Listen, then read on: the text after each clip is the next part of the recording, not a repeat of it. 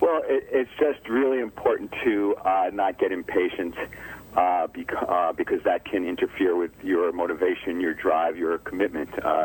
So when people want immediate results, that's the ego talking, and the ego often sends little inner critic messages like, what's taking so long, or why isn't this happening, or there must be something wrong with the program if it isn't working, or you should be seeing results by now. There are all sorts of messages that over time will wear us down and wear down our commitment to staying with the program. So if you appreciate the fact that Rome wasn't built in a day, it takes time to build a foundation. It takes time to build a city. It takes time to establish a pattern, to establish habits that are going to stick and stay with you. And the more you establish the habits, then over time you're going to see the results. But, you may not see results right away. Some people do see results pretty quickly. They do start to see how being of service to others and letting go of judgments and forgiving others, they do see things transforming in their lives soon, and they do see less sabotaging behaviors going on in their lives. But it can take time, and so this is the message: is don't get discouraged. Be patient. Recognize that we're looking for progress. We're looking for steady as she goes.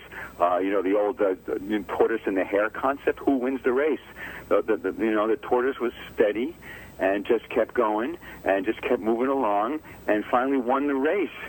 Because when we get all aggressive and anxious and hyper, and we got to make it happen, and we're going to do it our way. We're going to try to cut corners or speed up the process, and we'll do it our way. And doing it our way is the ego way. And when you get out of your ego and you get out of the way of your ego, and just have faith in the program and stick with it, and just plod along, do the forgiveness diet every day the best you can, and don't get discouraged by any kind of setbacks. You're going to do fine. It'll work. Now, of course, we live in this instant gratification, push-button society and culture where we want everything now, especially with, and we've talked about this before in the past, Walter, all of this technology, the mobility, the iPads, the iPhones, where we have instant access to anything that we want in a nanosecond. Is it much more difficult, in your expert opinion, for this generation of millennials growing up, of young people growing up, to apply these concepts because of this? Yeah, I think so. We've got this whole short attention span theater going on with all of this technology. If you don't capture someone's attention on a website in the first 8 nanoseconds, they're gone. If your YouTube thing that doesn't strike them as hilarious in the first 12 seconds, they're gone. So we have this whole concept of that you've got to get someone's attention fast, and this immediate gratification concept also that if you're not immediately gratified, if you don't immediately feel that sense of joy or wonderment or amusement or terror, whatever it is you're looking for, if you don't get it right away, you're going to move on to the next thing, and try to get your jolly some other way, like real fast somewhere else.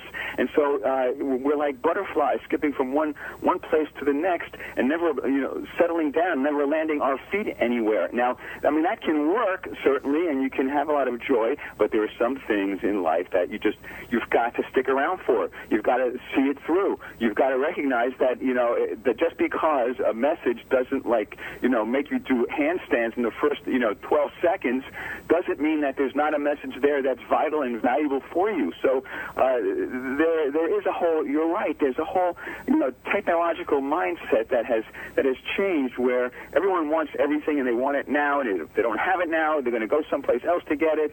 And somehow I think we're missing something in the process. There are some things that just you need to stay with. You need to, and you need to take your time, and you need to have faith that it's not about an inning. It's about winning the whole game, right? It's not about the battle. It's about winning the war.